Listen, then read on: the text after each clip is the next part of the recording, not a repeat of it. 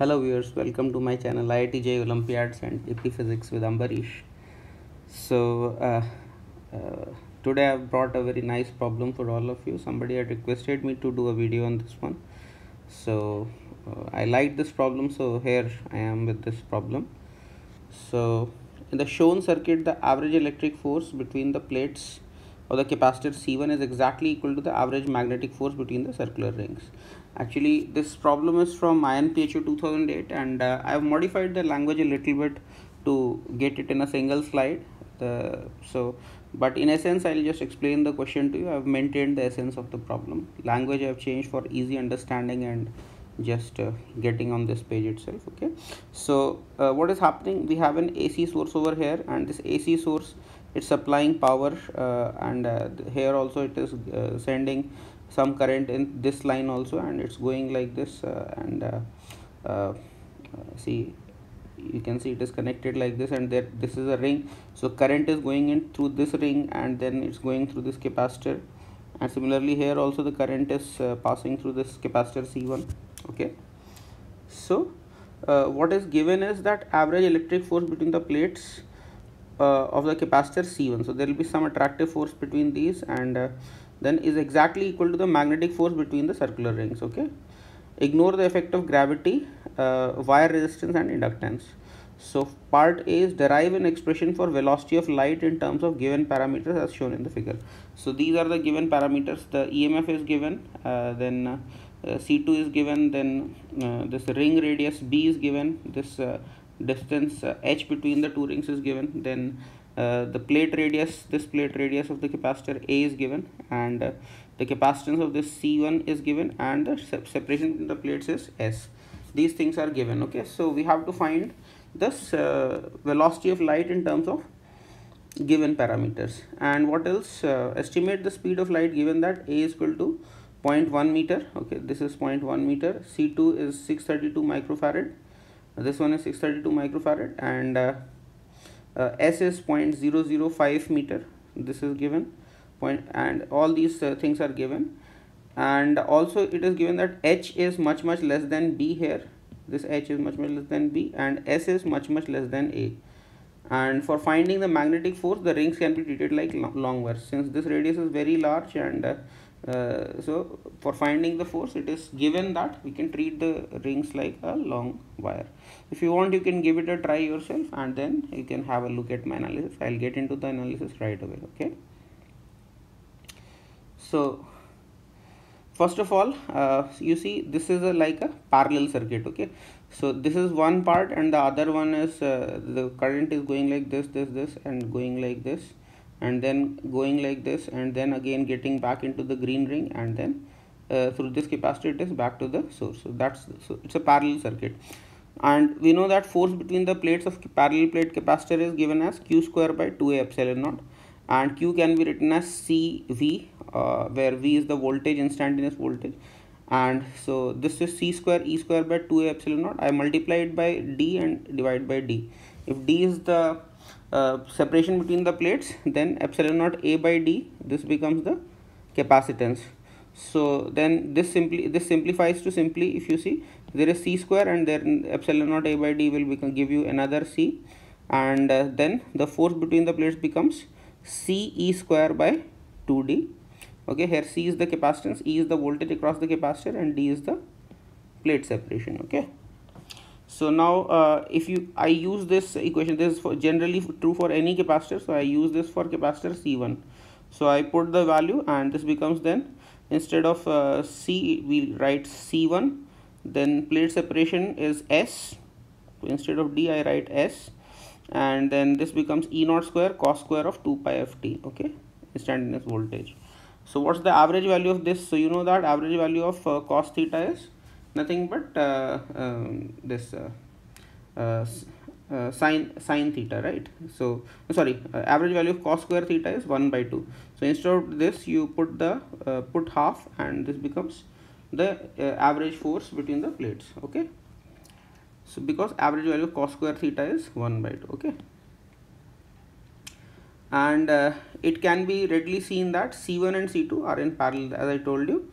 Let now the other current division is happening like this, going through the ring, and let us say I is the instantaneous current through the ring, and C2, the ring and C2 are in series. Okay, so what is the force between the ring? So force between parallel wires is given by what? The magnetic field is mu naught I by 2 pi r, and you multiply it by ideal of the other one, and then divide by dl to get force per unit length, and then you multiply it by length. So the force becomes mu naught I square by 2 pi h. So this is the force per unit length, right? Because in both rings the current is I, so mu naught I square by 2 pi h, and the length of the ring is the perimeter or circumference, that is 2 pi b. So this becomes mu naught I square b by h. Okay, and so average force will be what? Average force will be mu naught b by h into average value of I square. See, in I, see the magnitude of I, in fact instead of I made a mistake here, because the reactance of capacitor is xc, so instantaneous current magnitude is given by E by xc, and instead of cos, you know that there is also a phase difference of pi by 2. So that means what? Here instead of cosine it should have become then this should be sine omega t, right? This should be this should have been sine omega t. Okay, omega is 2 pi f. Okay, that's understood. And what about xc? So xc is 1 by omega c, right? So 1 by omega c, or 1 by 2 pi f c you can say, and then since it's division by xc, so in the numerator it will become a multiplication, so we can say multiplied by 2 pi f c2. So I hope you understood this. Anyway, even if I had written cos, my calculation would still be fortunately same, because average value of sine square omega t and cos square omega t both is half. So here again I should write average value of sine square omega t. Okay, that is also half. Why sine? Because there's also a phase difference of pi by 2, so cosines will get into sine when we are talking about current through the capacitor, right? So so then I put the value of this sine square omega t equal to half there, and I find the average value of I square, so that becomes 2 pi square f square c2 square and epsilon naught square, because this was I, and so everything gets into the square, and this becomes 4 pi square, but then the sine square omega t will be half, so this becomes 2 pi square. Okay, so this is the average value of your squared current.